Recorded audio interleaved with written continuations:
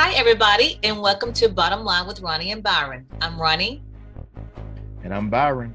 Today, we're going to talk about redistricting and how it affects Jackson County. In national news, we'll talk about the Marine officer who criticized the senior leaders of the Afghanistan drawout, and now he's in the military brig. And we'll go to sports and talk about college football as well as high school football and a little bit of NBA. And entertainment, we'll talk about Kelly Price actually died during her battle with COVID-19. And then we'll switch to our relationship tea topic for today, which will be what makes a perfect mate? Is it the physical appearance or the personality? We'll get to it after this.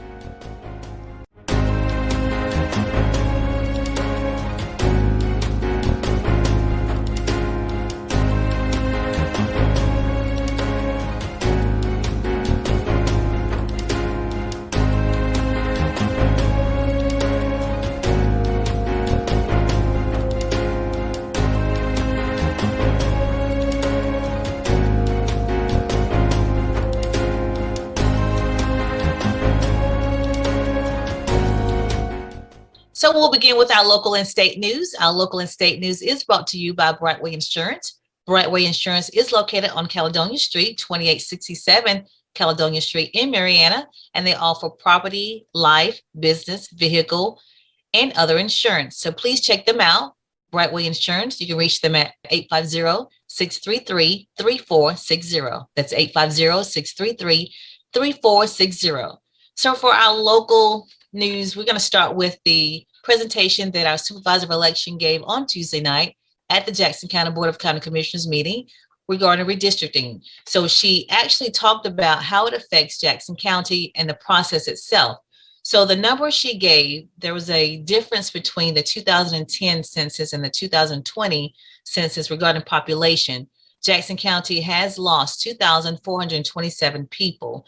In 2010, there were 49,746 people in Jackson County, and now it's 47,319. So the difference is 2,427. And that may or may not make a difference in how the lines are drawn, Byron, here in Jackson County. Yeah, it looks like, and I know we've talked about it offline, Ronnie. I'm in favor of even before the new census of rezoning the district for areas like District 5. As the population is, as we see now, is declining in certain areas and growing in other areas. So the whole purpose of, if people don't know out there, the whole purpose of making sure these districts represent the right amount of people, and you don't get one neighborhood or one community doesn't get, kind of drowned out with another one, kind of to make things even. And so, this is the same point that I made before. People are voting, but even the ones that don't vote, they're voting with their feet.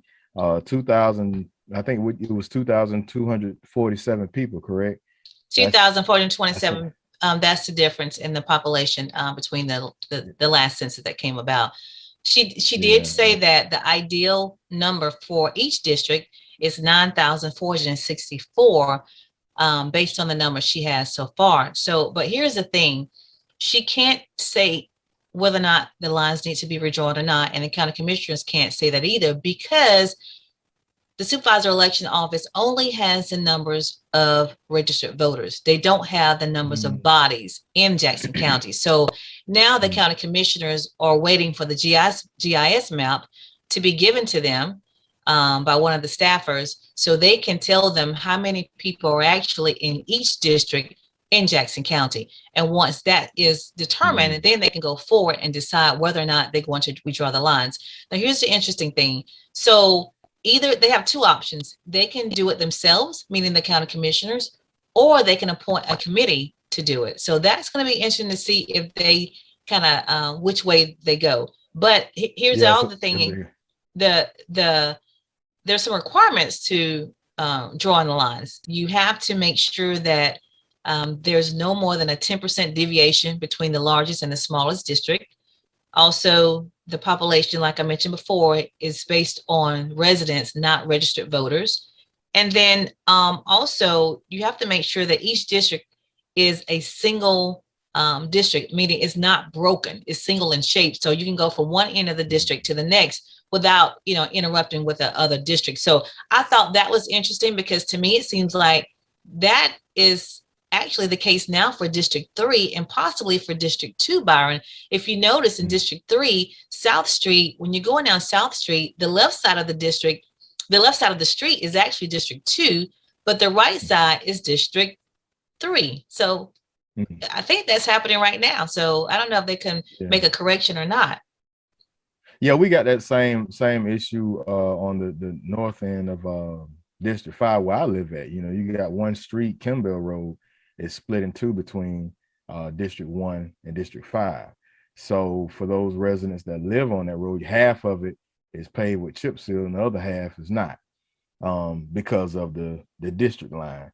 So and that's just one of those small things that we look at. And I'm back on that point you made about whether or not they're going to appoint a committee or do it themselves, because I think really, honestly, if you want to keep the integrity of it, probably needs to be a separate entity to do it, because from a political standpoint, you're going to police yourself, or, because when you look at it from whether or not it's more Democrats live in this area versus were registered and active voters versus Republicans in a certain area, you start getting into that, that little fine line. So it would make sense, but it'd be interesting to see which direction they'll go.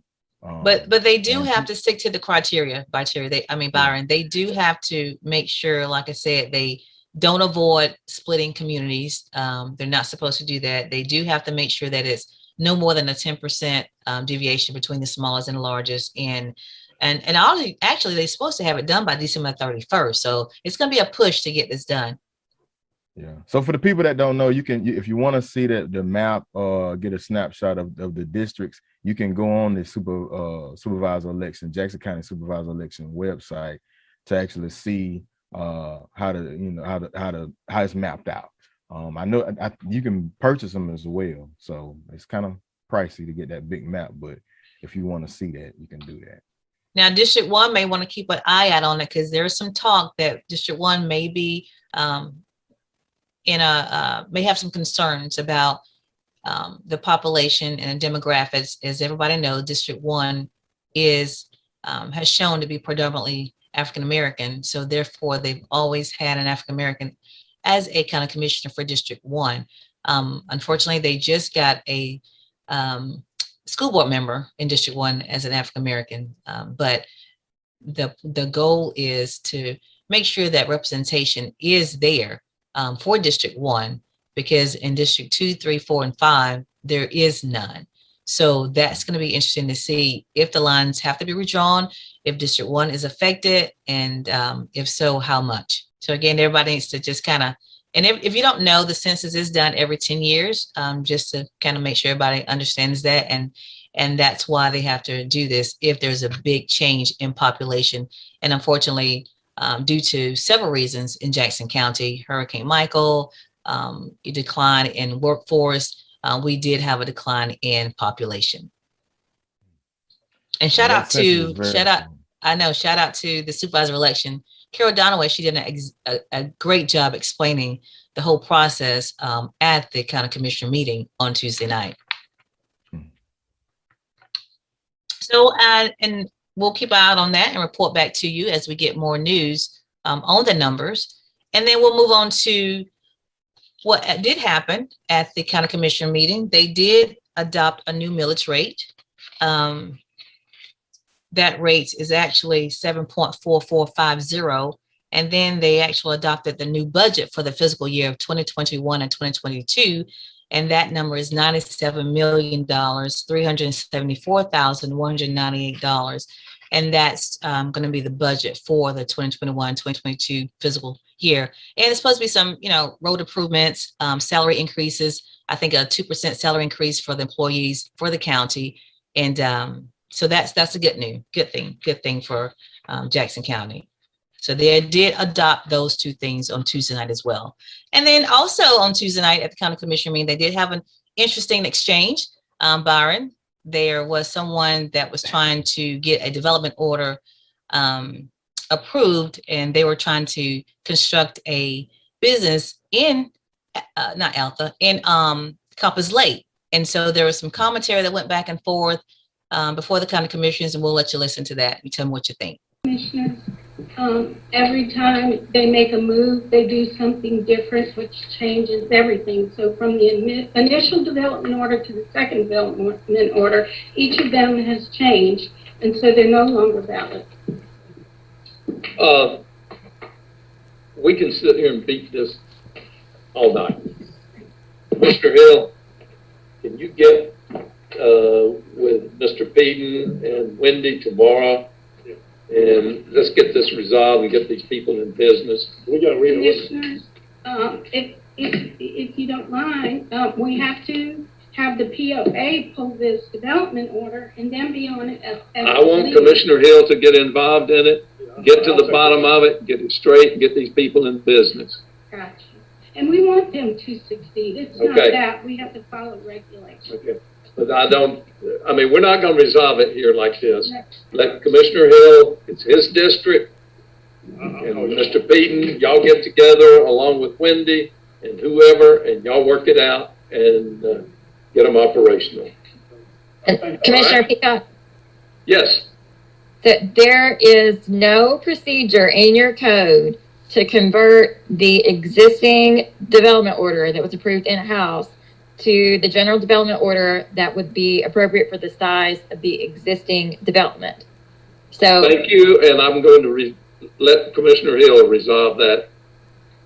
Okay, but you're still going to have to go through the processes because of the size of the development. This is just based on your own code, based on the rules that you all as a board set. Well, we would have to grant a waiver is what would have to happen.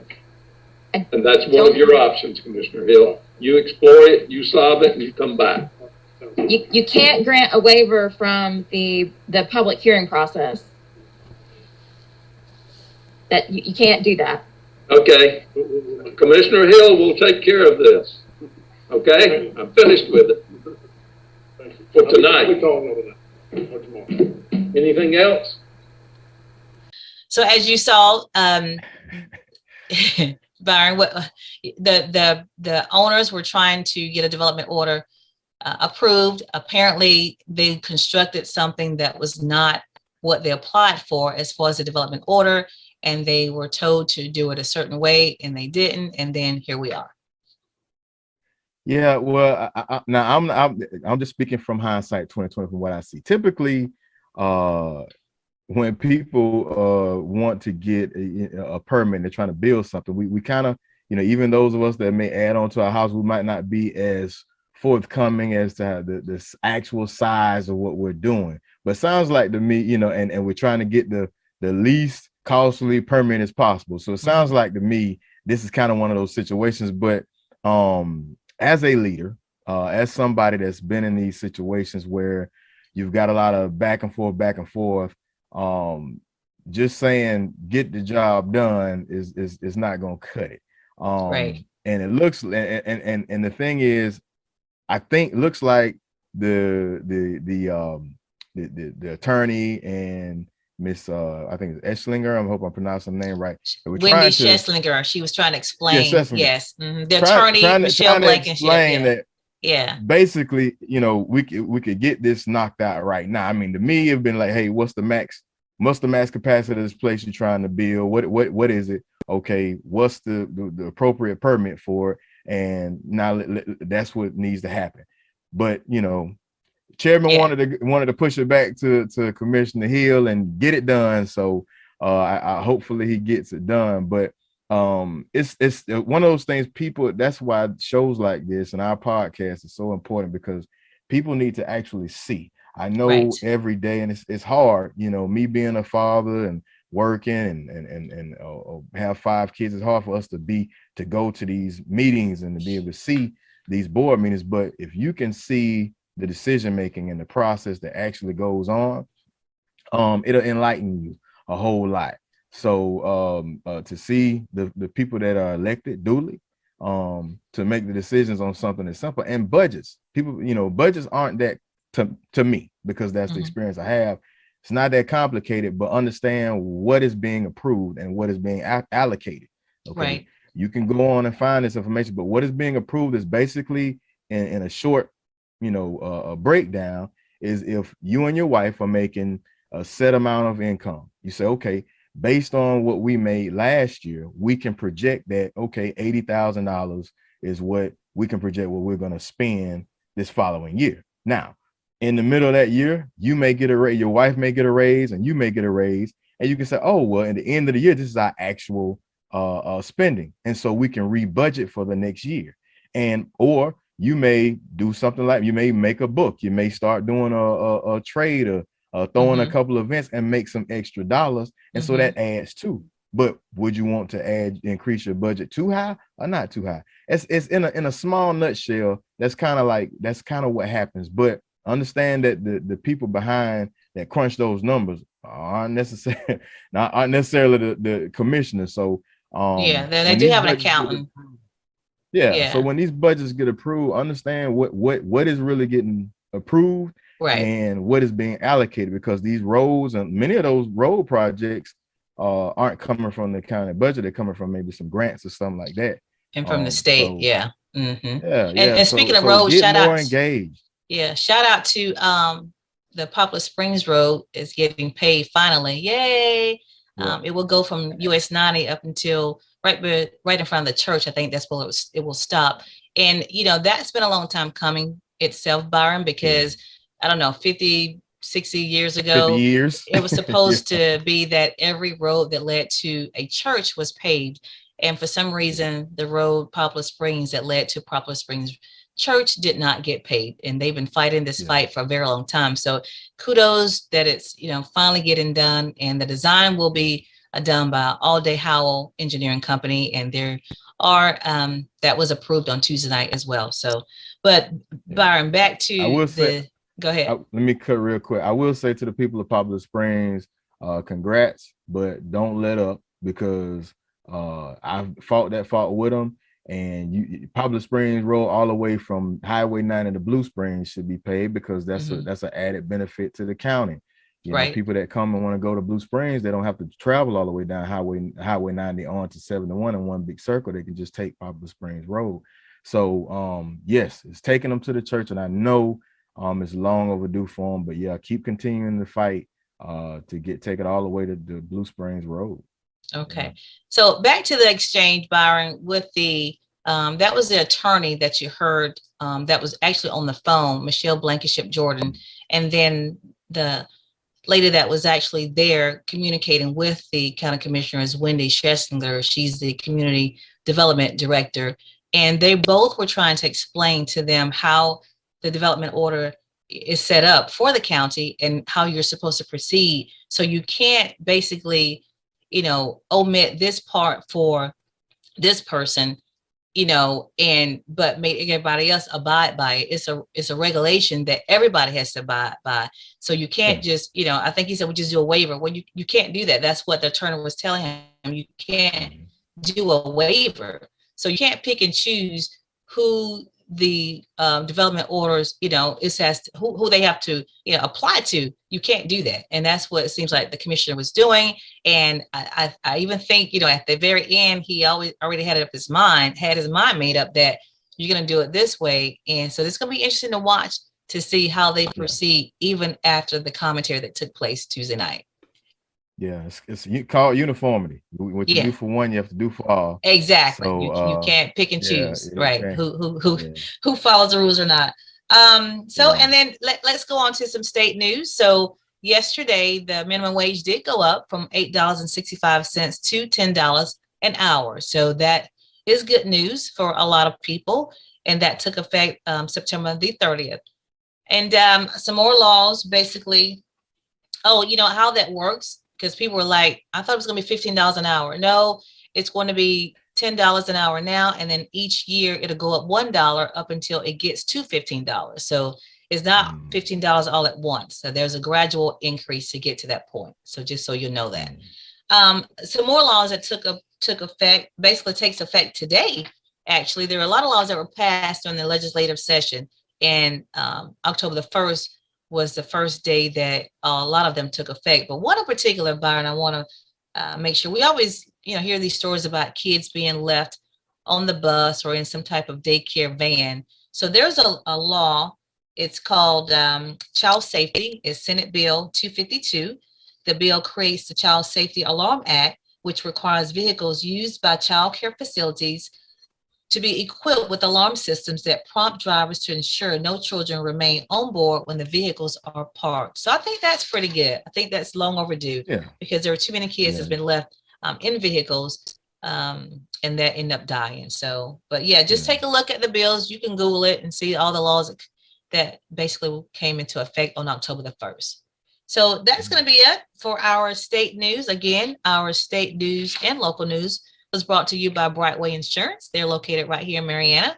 They offer property, vehicle, business, and life insurance. You can reach them at 850-633-3460 and just let them know that you heard us talking about them on Bottom Line with Roni and Byron. What you got for national? So for national news, I'm going to start with YouTube blocks all anti-vaccine content. YouTube looks to they're being very aggressive with this. And for those that don't know, YouTube is actually owned by Alphabet Inc., which is Google. Is also banning channels associated with several prominent anti-vaccine activists, including Robert F. Kennedy Jr., Joseph Mercalo, a YouTube spokesperson, said. They're basically like, hey, they're not doing it because of a backlash that came from people saying that, hey, you're not aggressive with blocking these people that's posting stuff that's just factually not true. Examples of content that won't be allowed on YouTube include claims that the flu vaccine causes infertility and that the MMR shot, which protects against measles, mumps, and rubella, can cause autism, according to the YouTube policy. So that's a big move. Even other jobs and other professions are being aggressive with, hey, you're not vaccinated, things getting real. But kudos to YouTube. Well, they're just trying to prevent things. people from distorting the truth and from putting information out there that basically are misguiding and misleading people. So the kudos to them. That is good. Now they still receiving backlash as well. I think a Russian company was pushing back as well, and obviously going to get people that say they're trampling on rights and things of that such. But we'll see. It'll be interesting to see how this plays out. I think the majority of not just America and the rest of the world be happier that they're taking the stance. So going on to my other story, after testifying to senators, General Miley, Austin, and McKenzie face House panel. So they'll go before the House during basically explaining the process in which the events of Afghanistan with the bombing and the 13 soldiers and Marines that died during the drawdown in Afghanistan.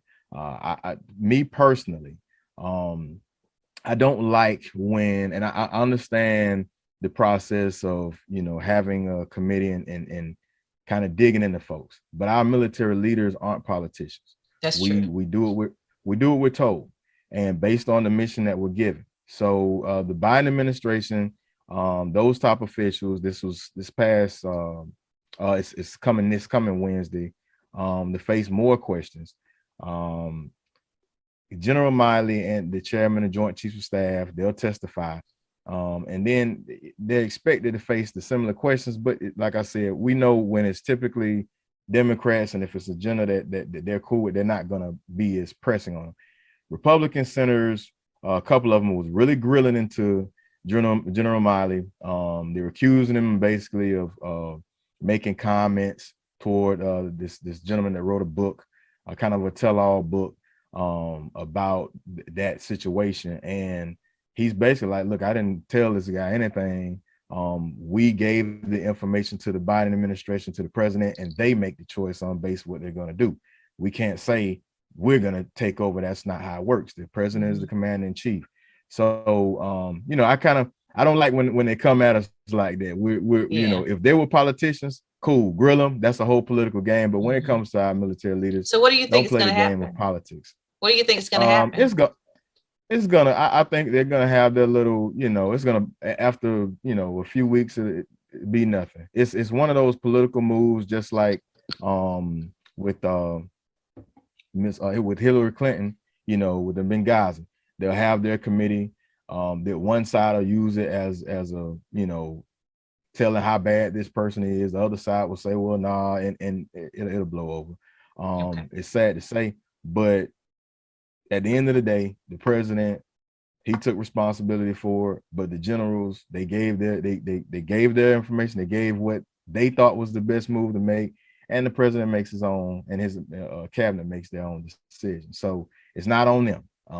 But we'll see how the Democrats come in. Maybe they'll come in even a more aggressive way. We don't know.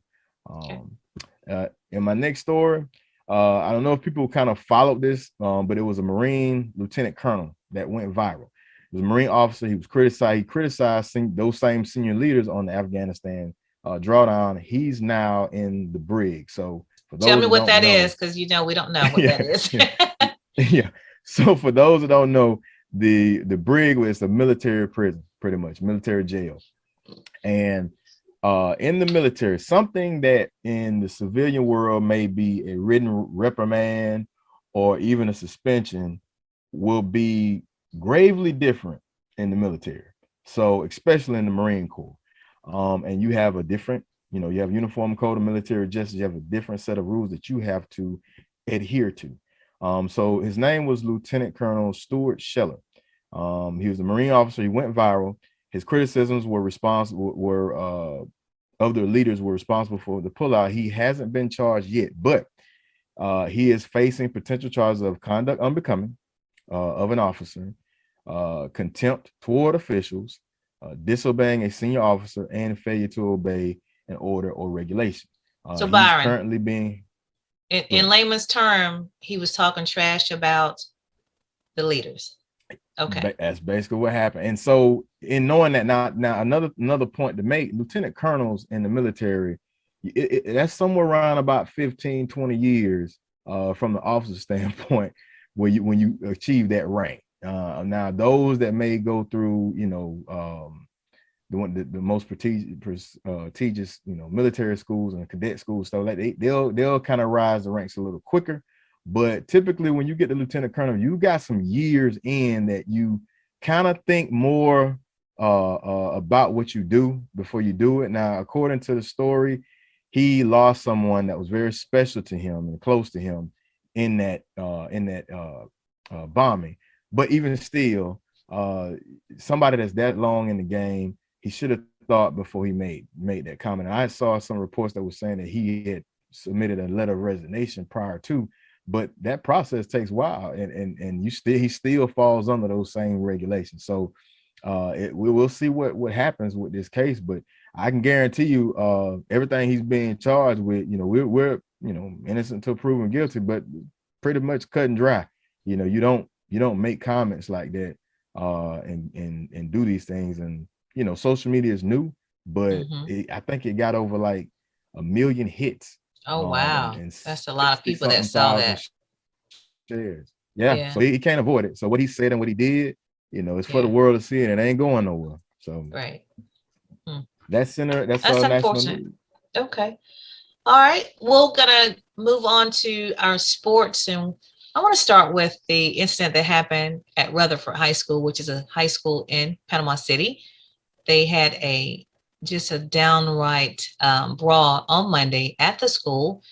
I think they said over 50 kids were basically involved in the fight, and they arrested about 15 or 16. So, Byron, it's unfortunate. I really hated to see. There was a video out. Of course, everybody records. So there was video showing the actual fight, and some of those kids are going to be charged with assault on an officer because, as they were trying to break up the fight, law enforcement, they were taking, hits. So, it's a very unfortunate situation. I don't know, there was some talk about maybe it was gang related, at least some of it.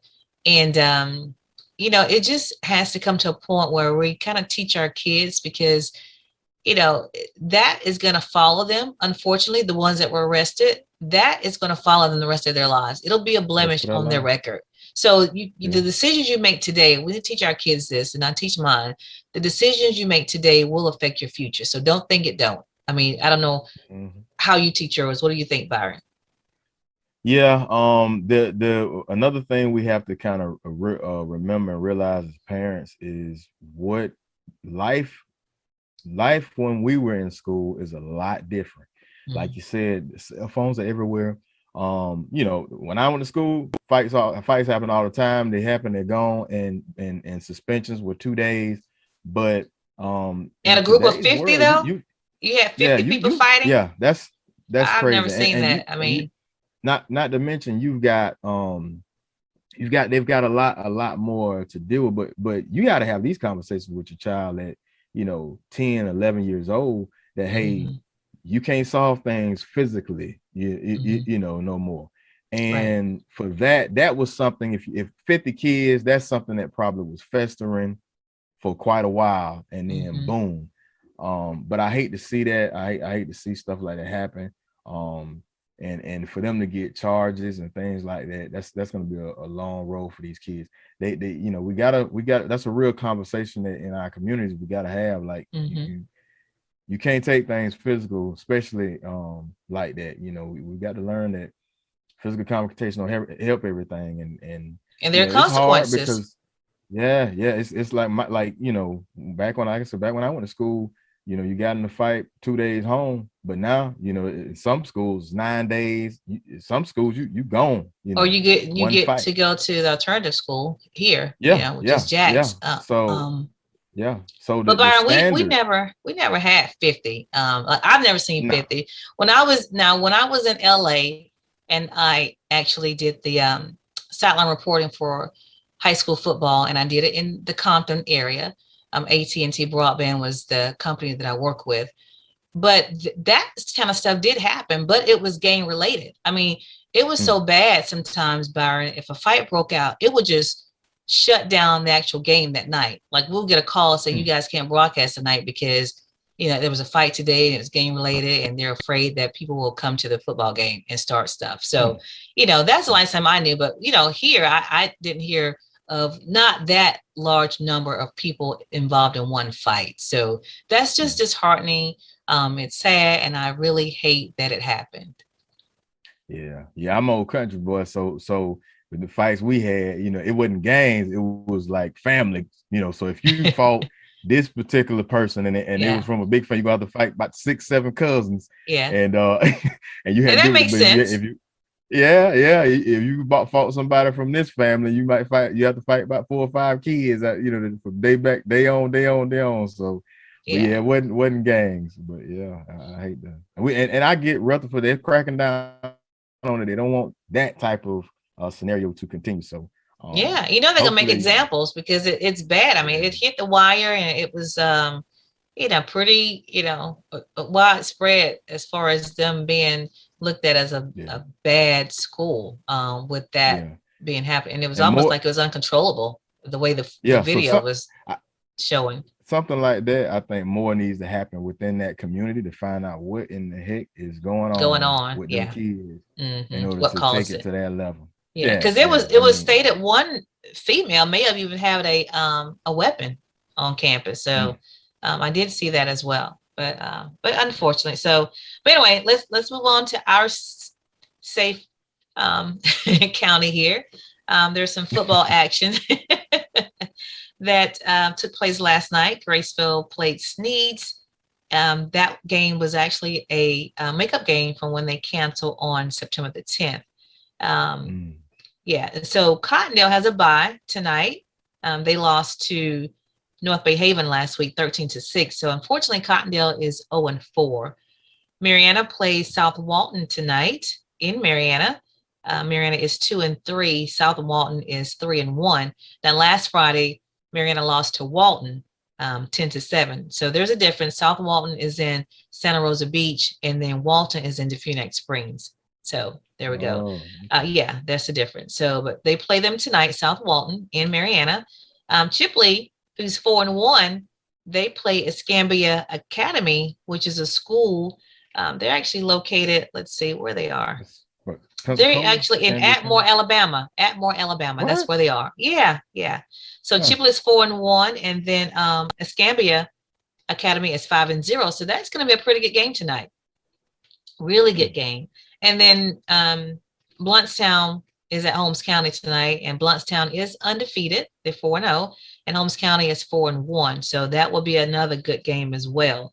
Bluntstown was supposed to play Joaquin Academy, which is a school out of Jacksonville, but that school canceled for some reason against Bluntstown last week. So, but Bluntstown will be in action on tonight. And then moving on to your college football action, we do have some games scheduled for tomorrow, Saturday. University of Virginia will be at Miami. Actually, you know what? They played last night. University of Virginia played Miami last night, Thursday night. This is week 5. So Arkansas will be at Georgia at 11 a.m. on ESPN. Mississippi will be at Alabama. That'll be at 2:30 p.m. on CBS. And then Syracuse will be at Florida State in Tallahassee. That will be at 2:30. And that game will be played on the ACC network. Florida will be at Kentucky at 5 p.m. on ESPN. Boston College will be at Clemson at 6:30 p.m. Auburn will be at LSU. Auburn will be at LSU at 8 p.m. That game will be on ESPN. And then Bethune-Cookman will be at South Carolina State. That will air at 12:30 p.m. on ESPN Plus. And then FAMU will be at home against Alabama State, and that game will be at 5 p.m. And then your top 10 will be Alabama, Georgia. Alabama's number 1. Georgia's number 2. Number 3 is Oregon. Penn State is number 4. Iowa's number 5. Oklahoma is number 6. Number 7 is Cincinnati. Number 8 is Arkansas. Number 9 is Notre Dame. And number 10 is Florida. So Florida do have a representation in the top 10, Byron. So so that's all I have for no. We got to talk about the NBA. I forgot. The NBA, Yeah. oh yeah, the vaccinated players versus the non-vaccinated players. So Byron, man, there's a lot going on because the season is about to start. There's about 90% of the league that is vaccinated, so that is good. But for the ones that are not vaccinated, man, they can't go out and dine in. They can't go out other than going to get groceries. They have to be tested, often. So they will have to endure a little bit more than the players that are vaccinated. Byron, what do you think about that? Hey, it's business. I mean, it's the same thing. You sign a contract. It's the same thing that works with the military. We've got a deadline, and there's steps to take if you don't want to take the vaccine. But at the end of the day, people are paying you. You're contracted to do a job, and if what you're doing affects your ability to perform that job, then now you're bad for business. So, hey, with the NBA, all these sports leagues, it's going to work out the same way. Because if a player ends up missing out 6, 7, 20 games because they didn't get the vaccine and they catch COVID, that's on them. That's something that they chose to do. So, like it or leave it. I mean, that's how it works. And the same, like I say, in the military, it's the same way. So you're contracted, and I see it happening all the way around. It was coming. So this is interesting, Byron. So there are certain cities that have mandates, and so if you're not vaccinated in those cities, then you can't play at home games. So you're going to lose money. Yeah. Now, notably, Kyrie Irving, which is, plays for the Brooklyn Nets, and then Andrew Wiggins, who plays for the Golden State Warriors. There are 2 players who have basically declined to comment on their vaccination status during media day. So, Wiggins is reportedly unvaccinated, and then they say he's actually applied for and been denied a religious exemption from the vaccine. So, and then of course, Irving, he kind of sidestepped when he was asked. he sidestepped the question. So it's kind of speculated that he's unvaccinated as well. But it comes down to money. They will be losing money. Now, when they go away, they can play because that's not, their home team. But when they're at home, they are not able to play. But the good thing is 90% of the NBA is vaccinated. So it's only a few that will have to undergo those stipulations. Mm-hmm. What do you have for entertainment? Right. So in the entertainment, I got a few things to go over, but one that might kind of upset some people. The Bodyguard, they're looking to remake The Bodyguard, which starred Whitney Houston. The Bodyguard remake, writer says that Whitney Houston's role will now be a Latina. So will now be a Latino. Did you say that? Yes.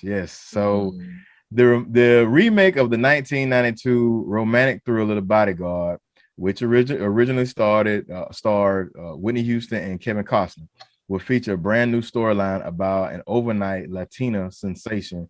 Matthew Lopez is the Tony Award-winning playwright of The Inheritance, who is told Variety in an interview that he wants a Latina to front the project. So Houston's character, I forget what the name was, portrayed the actress, Rachel Marone. I think I remember it was Rachel. Died, and she was dodging death threats and a stalker, and so that's what brought about her needing a bodyguard and Kevin Costner's character. Well, in this new one, the bodyguard will play and end up coming up singer who realizes how much she needs protection after her growing fame. So I don't know. I think they need to keep it kind of to original, and then maybe give it 30-40 years go by, and then do a remake and change the whole nationality of the star character. But we'll see how it's received. But yeah, it's gonna change to a Latina role, and we'll see how well it does. The Bodyguard. So is it gonna be called Bodyguard? Yeah, it's gonna be the Bodyguard, and like I said, it's gonna be a completely different storyline, and it's cool. I get it. But I think with it being so short, since she's passed, and there's still documentaries about Whitney Houston.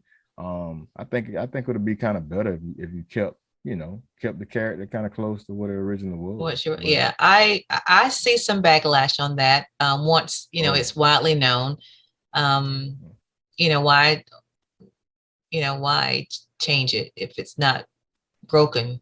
Why change it? Yeah. But her name is Rachel Marone. You're right. That was her character in The Bodyguard. So so we'll have to keep an eye on that. And for people that don't know, for you youngsters, I Will Always Love You, obviously a remake from Dolly Parton, but that was the movie. That was it. The soundtrack that it broke. I Will Always Love You, and the iconic voice of Whitney Houston. Just that's what I'm saying. It's so much. It's not just that movie. Just so much about that movie and what made it comes so on big with that, it. I don't. I don't know. Why reinvent the wheel? That's what I was trying to think of earlier. That phrase. Why reinvent the wheel when it's just all you have to do is just cast someone who could sing close to her and kind of look like her. When I'm watching a movie and it's like a remake of a Lifetime story, I really like looking at the cast to look similar to the character. And I'm big about, that was bad casting. Like if I see a movie or a show and they're trying to, remake somebody's life and it's not a good match as far as just appearance, it kind of makes me not want to watch it and it turns me off. I'm like, that's not how they looked. So I think it's good casting when you can get somebody that really looks like them, and especially if they're a singer that sounds somewhat like them. So to me, that's good casting. And if you fall away from that, then that's not good casting. Not to me. No. So and R. Kelly is convicted on all counts after decades of accusations of abuse. So R. Kelly was found this past Monday. He was found guilty for racketeering and sexual abuse. 8 8 violations of anti-sex, trafficking law known as the Mann Act.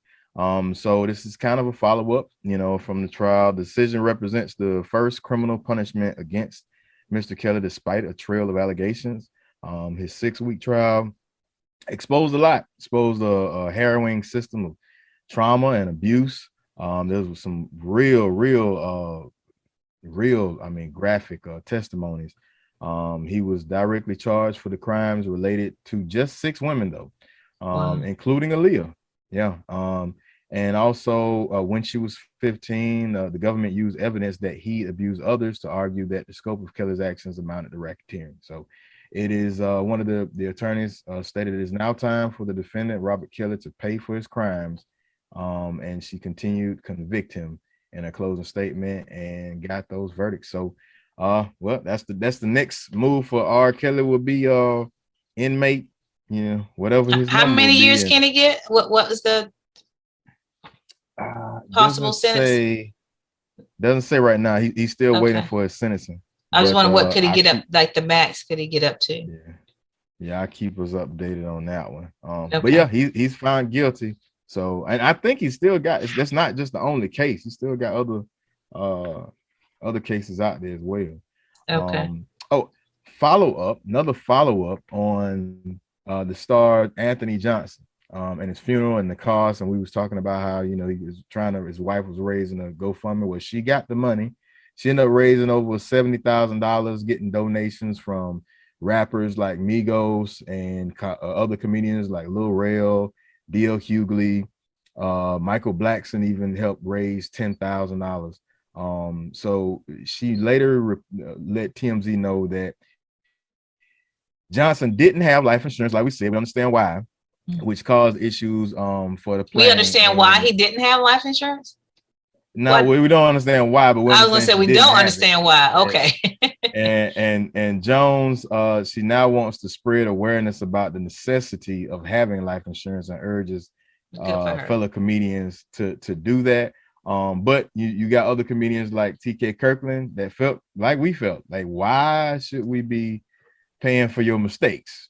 So word to the wise, get you some life insurance, especially if you got one of these jobs or these professions that don't necessarily provide, benefits like that. Get you some life insurance. Yeah. But in other news, Kelly Price, the singer Kelly Price, was missing for a while. She came out in TMZ and basically said that she died during her battle with COVID-19. Kelly Price, she confirmed to fans on TMZ, and she did a video where she broke down what was going on. She was reported missing from her home, and so her sister, a lot of family members were really trying to find her, and they didn't believe that she was battling COVID. They felt like her sister felt like it was uncharacteristic of her to just fall off all contact like that, and hence is why she came out with the video letting people know that she was really down bad sick. She broke her silence 2 days ago and revealed her ongoing battle. She delved in her tumultuous relationship with her sister. So I think, they had something beyond that, and boom, she go missing, and it's a whole big thing. So she came out and spoke about it. But that's a shame. In that interview, I didn't know she was 48. 48 years old. She initially went live and gave her diagnosis and let her fans know that she was quarantined with her husband, not a boyfriend, who was helping her to recover. But she admitted that she did flatline. She flatlined. Yeah, that's right. All right, that's all you got? That's all I got for entertainment. Okay. All right. Well, we'll move on to our relationship tea segment. The relationship tea topic today is, what makes a perfect mate in your eyes? Is it the appearance or is it the personality? So you go ahead, Byron. So so with me, I guess I'm gonna have to tell some real stuff right now, right? Go ahead. So tell the truth. True players know what I mean. True players know what I mean. You get out there, and females and men both alike. You chase for this when you start in the beginning of your relationships, you chase for this fairy tale image of what is going to be the perfect mate, your ideal husband, your ideal wife. And you soon realize personality goes a long way. It's been plenty of times where I met a female and she physically she had it all, you know. But the minute she started talking, it was like, you know, No this intellect. energy. I don't like it. It might not even intellect. It might just be that they're too gossipy, or they Okay. you know, talk too much about people, or we just not the same, the right Mhm. personality. We're not gelling at all. Mhm. And you know, right then I'm like, tune me off. And just like I say, you know, for somebody like me, somebody that matches with you on the religious side, on how Mhm. you see things from even the little minor stuff like cleaning or Mhm. not cleaning, or cooking, or Mhm. good with finances, or good with money. All those things play a part. And I basically feel like, yes, you got to have some physical attraction there. Mhm. But at the end of the day, as long as the person is good for you, because there's no perfect people. Like I think it was Chris Rock said, you just find somebody just as jacked up as you are and live happy, you know. But I think I'm more on that personality side.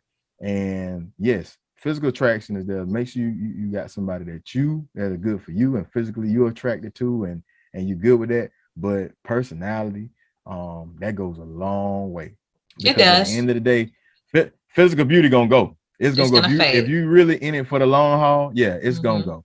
That's But true. that you know, everything else is gonna stay. And I mean, you know, what's the saying? Find somebody. You'll find somebody else that's tired of them, or something like that. There's some saying I've heard somebody say with married people. And that's those that went into it for the wrong reasons. That's true. That's kind of why you gotta live a little, and you know, figure people out. And But not get married. hey, Yeah. that's me. Yeah, Well, I'm big on personality. I think, I mean, the truth be told, when you do first see somebody, the appearance is what you're looking at, because you have not had a conversation. Oh yeah. You have not talked to Oh, yeah. them. So you are looking at their physical appearance. So then once you get past that point and have a conversation and get to know the person, then you can kind of gauge, okay, yeah, this is not going to be the person for me because of, you know, this reason or that reason. But you are talking to somebody, unless you're already friends. And that's two different situations. If you're meeting somebody for the first time, and you know, across the room or across the, you know, some type of event or something, it is going to be the appearance that you're going to catch your eye. Okay, because you, like I said, you don't talk to them. I want to say something on that. Now, women, y'all got to stop telling these stories, stop telling these lies. Because my wife, and I'm gonna tell you, I prayed for her. I asked God specifically for her. I gave the description, I gave everything I wanted, and it came. But now, when I saw her, you know, she said she wasn't. She was looking dead at me. We locked eyes, and that gave me an okay. You know, they gave me an play. You know, they give you an okay to step and shoot your shot. And she swears she didn't see me.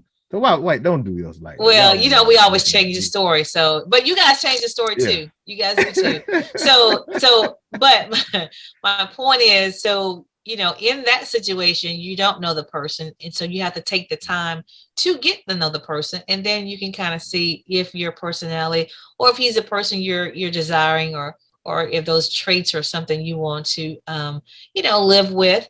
Because honestly, whenever you two get together, or when two people get together, you kind of rub off on each other. And so you got to make the decision, are those traits, you know, that I want to kind of rub off on me? Because if not, then you need to just kind of cut it right from the jump, you know. And I'm saying this to, you know, these single women that, you know, say, oh, I can change them. No, you can't. Just don't even try. Don't go into a relationship saying you can change them. Just go ahead and get out the door right away. I'm telling you. Yeah. So I'm now, big on people that I can build with, but not, yeah, exactly. not somebody that I got not to build remake. Up, you know? Oh, you got to remake. Yeah, you don't we want can to grow, remake anybody. but we're gonna grow together.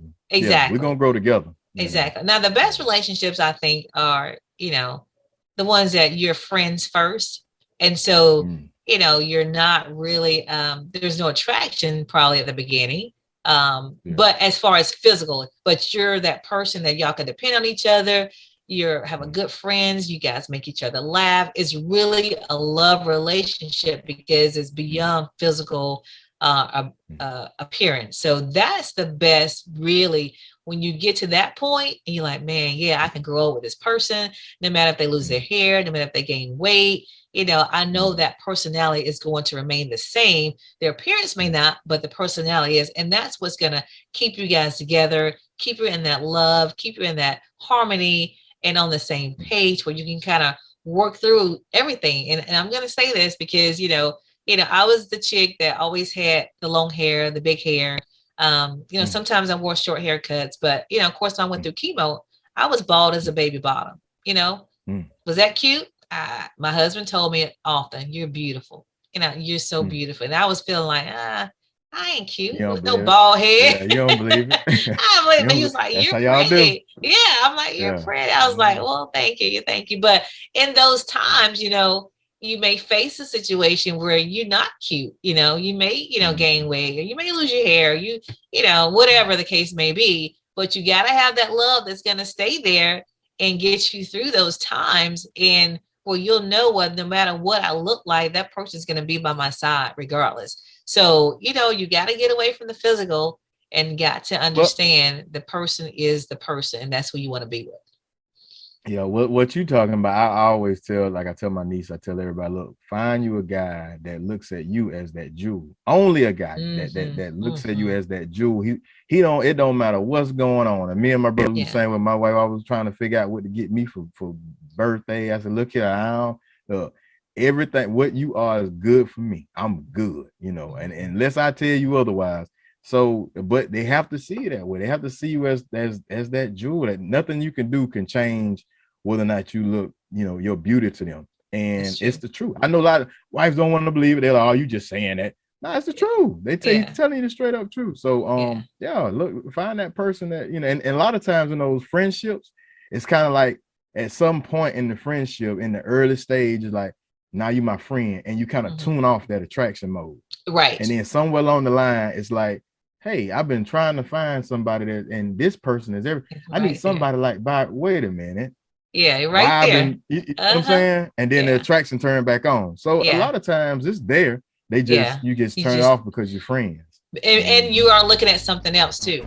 That's why. A lot of times you're looking at something else when it's right there in front of you. So trust me, I know that one too.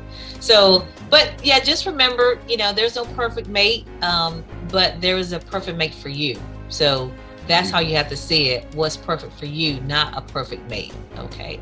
All right, Byron, I think we're up against the clock. So we want to wrap this up and thank everybody for watching today's show. It's been a great show. And we'll be back next week at the same time, 12 o'clock on Facebook Live on Bottom Line with Roni and Byron. And remember, when you know the truth, you can speak the truth. And the light shines brighter when it shines for two. We'll see you next week. Peace.